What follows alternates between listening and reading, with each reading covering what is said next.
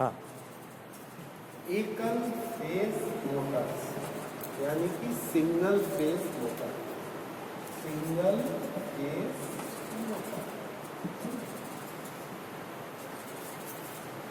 Three phase supply. AC जो होती है वो तीन फेस में उत्पन्न होती है और तीन फेस से अपन जो मोटरों को चलाते हैं वो थ्री फेस मोटर तीनों फेस से चल रही है। लेकिन थ्री फेस सप्लाई का उपयोग या तो कारखानों में होता है, वर्कशॉप में होता है, मतलब व्यावसायिक रूप से इसका उपयोग होता है, कृषि में भी होता है, मतलब यहाँ पे हेवी ड्यूटी वर्क होता है। लेकिन घरेलू उपयोग जहाँ आता है एसी विद्युत का, वहाँ पे अपन को सिंगल फेस मतलब एक फेस पे सप्लाई उपलब्ध होती है और उसी का हम उपयोग करते हैं। तो घरेलू जो मोटरें होती हैं वो जाहिर है कि सिंगल फेस पे काम करेंगी। सिंगल फेस वाली मोटरें चाहिए घरेलू उपयोग के लिए, जैसे कि मिक्सर ग्राइंडर है आपका, या और मशीनें हैं अपनी घरेलू मशीनें, वाटर पंप है, तो ये सब घरेलू मशीनें हैं, घरेलू मोटरें हैं। तो ये सब सिंगल फेस पे काम करती है। अपन जानते हैं कि थ्री फेस मोटर में तीनों फेस सप्लाई किए जाते हैं और उनके आपसी प्रतिकर्षण की वजह से गति उत्पन्न होती है। अब चूंकि सिंगल फेस मोटर है, इसमें एक ही फेस जा रहा है, तो एक ही फेस जाने से क्या होता है कि उसमें रोटेटिंग मैग्नेटिक फील्ड, घूमने वाला चुंबकीय क्षेत्र नहीं बन पाता। सिंगल फेस, थ्री फेस में तो तीन फेस बने, तीनों फेसों का घूर्णन चुंबकीय क्षेत्र बन गया, मोटर चल गई। तो सिंगल फेस अगर अपन दें, सिर्फ सिंगल फेस, तो घूर्णन चुंबकीय क्षेत्र, घूमने वाला चुंबकीय क्षेत्र नहीं बनेगा और मोटर नहीं चलेगी। इसलिए जो सिंगल फेस मोटरें होती हैं वो थ्री फेस मोटरों से थोड़ा सा अलग होती है, क्योंकि उनमें एक फेस है और रोटेटिंग मैग्नेटिक फील्ड बनाने के लिए कम से कम एक फेस और चाहिए। तो अब एक फेस और कहाँ से लाए अपन, होता तो है नहीं घरेलू, तो सिर्फ एक ही फेस उपलब्ध है। तो ऐसी स्थिति के अंदर जो सिंगल फेस मोटरें होती हैं उनमें किसी छद्म मतलब आभासी तरीके से दूसरे फेस को बनाया जाता है और फिर वो दोनों फेसों से उत्पन्न चुंबकीय क्षेत्र घूर्णी चुंबकीय क्षेत्र बनता है और मोटर घूमने लगती है और अपना काम हो जाता है। तो सिंगल फेस मोटर में आपको एक फेस से दूसरा एक आभासी फेस बनाना है, तभी वो काम करेगी। तो सिंगल फेस मोटरों में तीन तरीके होते हैं रोटेटिंग मैग्नेटिक फील्ड बनाने। पहला तरीका है अपना फेस स्प्लिटिंग।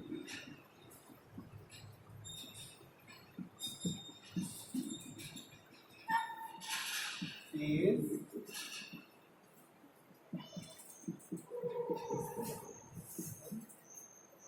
दूसरा तरीका है अपना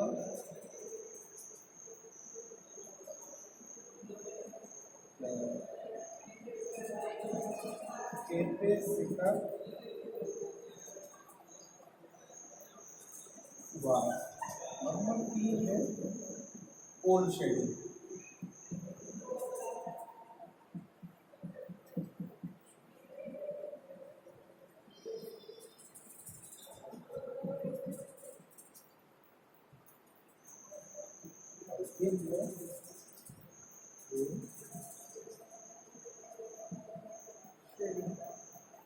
ठीक, अब सबसे पहले अपन आ जाए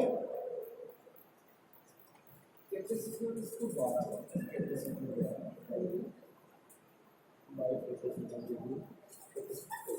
अब सबसे पहले अपन आ जाए फेस स्प्लिटिंग के ऊपर। स्प्लिट माने स्प्लिट। इसमें क्या करते हैं, फेस स्प्लिटिंग में मोटर में सिंगल फेस दिया जाता है, ठीक, लेकिन मोटर के अंदर दो वाइंडिंग होती है, एक स्टार्टिंग वाइंडिंग और उससे 90 अंश पे 90 डिग्री में एक दूसरी वाइंडिंग होती है जिसे कहते हैं रनिंग वाइंडिंग, ठीक, स्टार्टिंग वाइंडिंग और दूसरी रनिंग वाइंडिंग। अब क्या है, मोटर में फेस तो एक ही दिया जाएगा, वाइंडिंग अपनी दो है, तो क्या होता है कि एक फेस को स्टार्टिंग वाइंडिंग और रनिंग वाइंडिंग में विभक्त कर दिया जाए, बांट दिया जाए। तो क्या हुआ, दो वाइंडिंग हो गई, दो अलग अलग चुंबकीय क्षेत्र बनेंगे। जब दो अलग अलग चुंबकीय क्षेत्र बनेंगे तो परिणाम स्वरूप क्या होगा, एक घूर्णी चुंबकीय क्षेत्र डेवलप हो जाएगा। भाई घूर्णी चुंबकीय क्षेत्र के लिए एक या एक से अधिक फेसों की जरूरत होती है। तो अपन इसकी दोनों वाइंडिंग, स्टार्टिंग वाइंडिंग और रनिंग वाइंडिंग के अंदर सिंगल फेस को स्प्लिट कर देते हैं। तो क्या होता है, जब इनमें विद्युत धारा जाती है तो दोनों वाइंडिंग के मध्य एक स्प्लिटिंग मैग्नेटिक फील्ड बन जाता है और उससे मोटर अपनी गुणन करने लगती है, तो अपना काम हो जाता है। तो ये पहला तरीका है सिंगल फेस मोटर की वाइंडिंग या बनाने, या पहला सिद्धांत फेस को स्प्लिट करके, ठीक। दूसरा आता है कैपेसिटर। क्या करते हैं, दो वाइंडिंगों के बीच में, मोटर के अंदर दो अलग अलग वाइंडिंग होती है, इनके बीच में कैपेसिटर की स्थापना कर दी जाती है। तो क्या होता है, कैपेसिटर से एक छद्म फेस बन जाता है दूसरा, क्योंकि होता तो वही है, लेकिन कैपेसिटर लगाने से क्या, उस सिंगल फेस को अपन दूसरे छद्म फेस भी तैयार कर लेते हैं, दो फेस तैयार हो गए। अब इन स्प्लिट, ये कैपेसिटर द्वारा जो फेस अलग अलग निकला है और जो मुख्य फेस आता है, दोनों वाइंडिंगों में प्रवाहित करता है। तो क्या होगा, दोनों वाइंडिंगों की अलग अलग मैग्नेटिक फील्ड बनेगी और एक घूर्णी चुंबकीय क्षेत्र उत्पन्न होगा। घूर्णी चुंबकीय क्षेत्र उत्पन्न होने से मोटर अपने आप गति करने लगती है, और गति करने से फिर अपन उस मोटर से द्वारा अपन किसी भी कार्य को संपन्न कर सकते हैं। तो ये हुआ दूसरा, एक तो फेस स्प्लिटिंग, दूसरा कैपेसिटर। तीसरा तरीका पोल शेडिंग। शेडिंग मतलब छाया होता है, शेड का मतलब। तो शेडिंग में क्या करते हैं, मोटर जो होती है उसके अंदर ध्रुवों की स्थापना की जाती है, एक दो इनके ऊपर रिंग डालते हैं, वाइल के रिंग डालते, पोल की शेडिंग की जाती है, जिसकी वजह से इसके अंदर घूर्णी चुंबकीय क्षेत्र उत्पन्न हो जाता है और अपना कार्य सिद्ध हो जाता है सिंगल फेस मोटर वाला। तो सिंगल फेस मोटर जो होती है वो सेल्फ स्टार्ट नहीं होती। सेल्फ स्टार्ट करने के लिए उसमें एक छद्म फेस की ज़रूरत होती है। छद्म फेस को अपन फेस स्प्लिटिंग कैपेसिटर द्वारा पोल शेडिंग करके उत्पन्न करते हैं और अपना इच्छित कार्य करते हैं। सिंगल फेस और थ्री फेस मोटरों में यही एक अंतर होता है। उसमें तीन फेस है, तीनों की अलग अलग वाइंडिंग है। इसमें दो वाइंडिंग होती है जिनमें कि अपन अपने घरेलू कार्य के लायक टॉर्क उत्पन्न कर लेते हैं, ठीक। तो ये हुआ आपकी सिंगल फेस मोटर का कार्य का सिद्धांत। और घूमने के बाद सारे लक्षण इसके थ्री फेस जैसे हो जाते हैं, ठीक है ना। अलग अलग कार्यों के लिए अलग अलग तरीके से अलग अलग फेस को अपन उत्पन्न करते हैं। ठीक है, तो ये हो गया अपना सिंगल फेस मोटर के कार्य करने का सिद्धांत, है ना। अब आगे चले। सिंगल फेस मोटर की तरह ही एक मोटर होती है यूनिवर्सल मोटर, वो भी सिंगल फेस मोटर होती है। अलग से इसको बताऊं,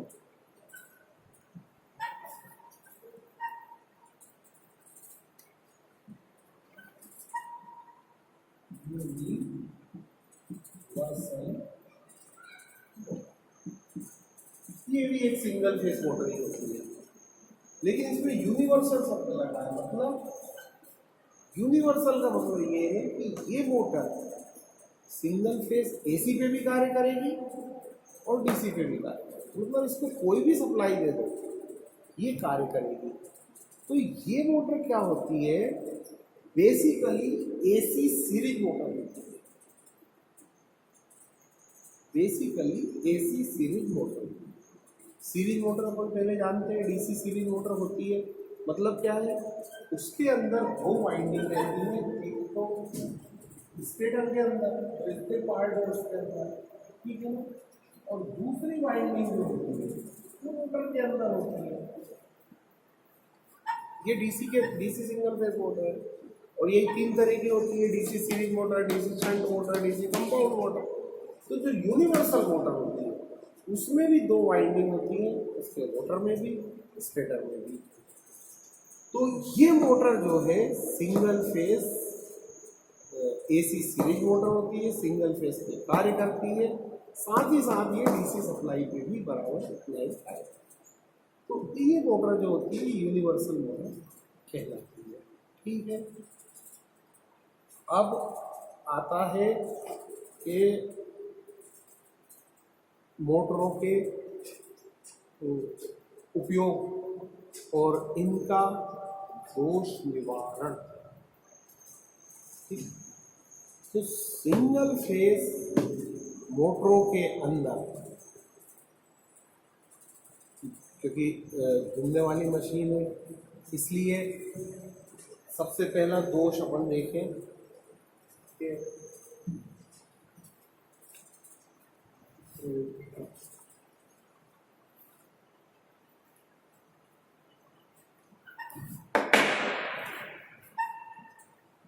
नंबर 1, मोटर का स्टार्ट ना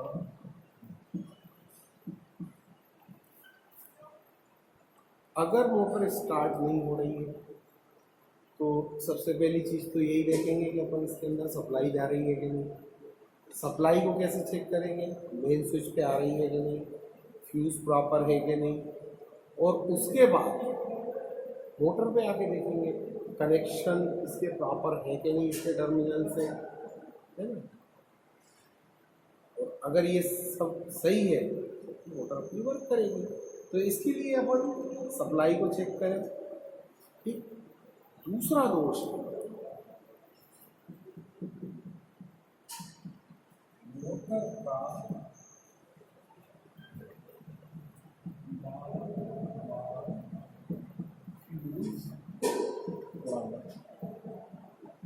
अपन ने मोटर चालू की और फ्यूज हो गया, ऐसे में क्या करेंगे। ऐसी स्थिति के अंदर संभव है कि मोटर की कोई वाइंडिंग उसकी बॉडी से टकरा के भूमिगत हो गई है। बॉडी भूमिगत होती है हर इलेक्ट्रिकल पार्ट की, अर्थिंग के बारे में हम जानते हैं। तो अगर मोटर की कोई वाइंडिंग का इंसुलेशन टूट गया और टूटने के बाद वो वाइंडिंग से टकरा गया तो मोटर क्या अर्थ हो गई। तो इसके लिए उसकी वाइंडिंगों को चेक करें कि कहीं मोटर अर्थ तो नहीं हो गई। अर्थ हो गई है उस स्थिति में वो बार बार फ्यूज उड़ाएगी, तो उसको चेक करके उसका वो दोष निवारण करें, मोटर कार्य करने लगेगी। दूसरा मोटर का तीसरा मोटर का अत्यधिक गर्म होना।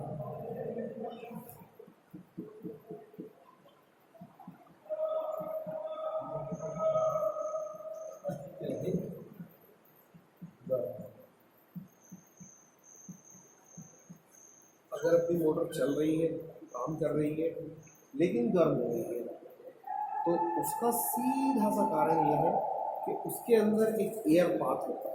स्टेटर जो होता है, स्टेटर के ऊपर एक स्टेटर होते हैं, इसके ऊपर ऐसी धारियाँ होती हैं जिनमें कि एक पंखे से हवा इधर वाहित की जाती है, हवा होता है इधर, हवा का फ्लो होता है,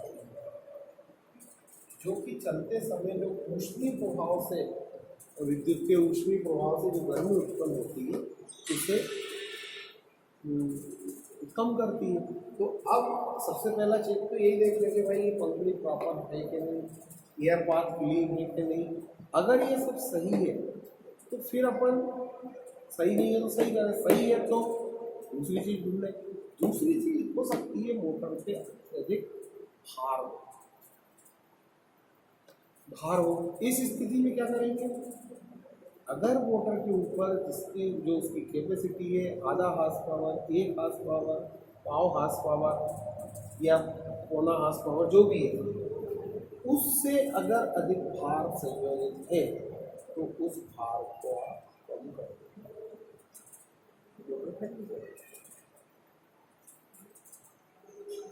वो अब आता है चौथा, मोटर का आवाज एवं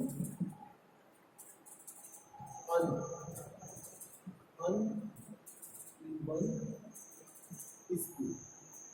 मतलब क्या हुआ कि मोटर जो है चल तो रही है, कार्य भी कर रही है, लेकिन अत्यधिक आवाज कर रही है।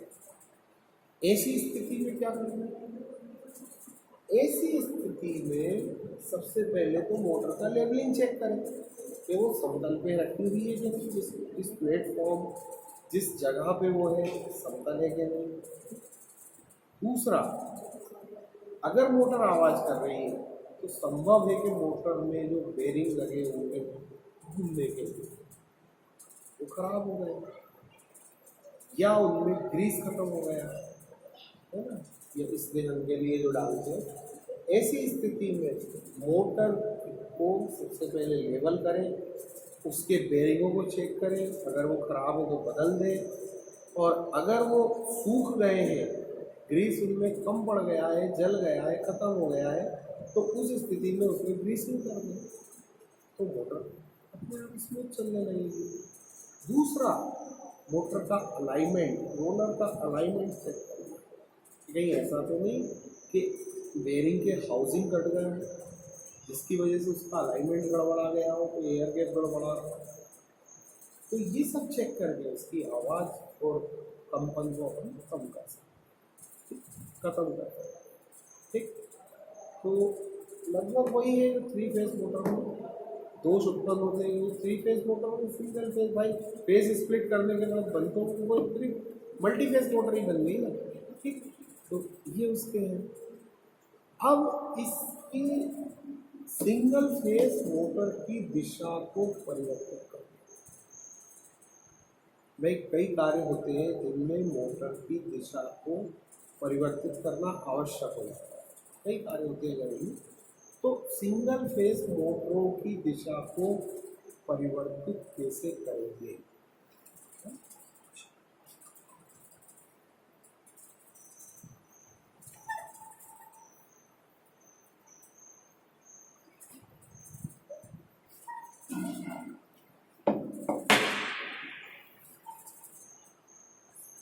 Single phase motor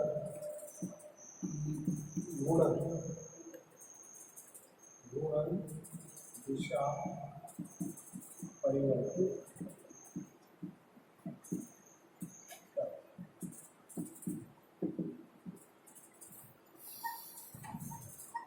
3 phase motor में तो फेज बदल लेते हैं, एक्सचेंज कर लेते हैं, मोटर की घूर्णन दिशा परिवर्तित हो जाती है। इसमें भी वही होता है। सबसे पहले क्या, स्प्लिट फेज मोटर हो, कैपेसिटर मोटर हो या शेडेड पोल मोटर, उसमें सब में 2 वाइंडिंग रहती है। तो दोनों वाइंडिंग में जैसे स्प्लिट फेस, आभासी फेस को और मुख्य फेस को स्प्लिट फेस में परिवर्तित करके मोटर की घूर्णन दिशा को परिवर्तित किया जा सकता है। Split face, split face motor में आभासी फेस और मुख्य फेस दोनों वाइंडिंगों में धारा को परिवर्तित करके इनका घूर्णन दिशा परिवर्तित की जाती है। ऐसे ही जो कैपेसिटर मोटर होती है, कैपेसिटर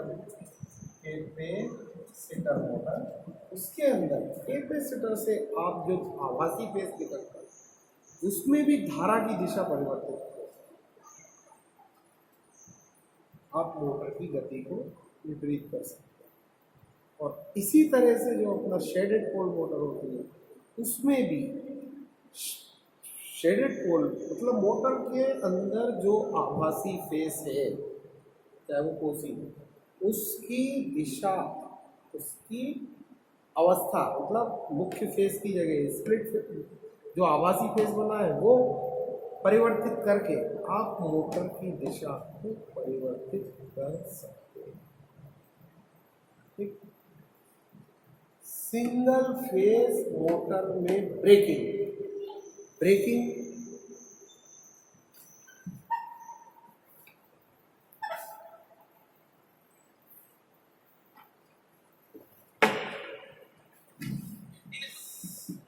सिंगल फेज मोटर की ब्रेकिंग,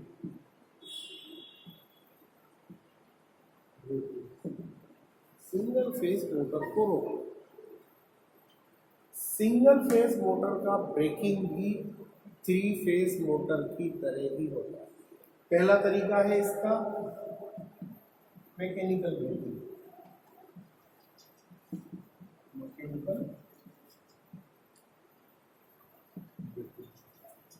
दूसरा है इलेक्ट्रिकल ब्रेकिंग।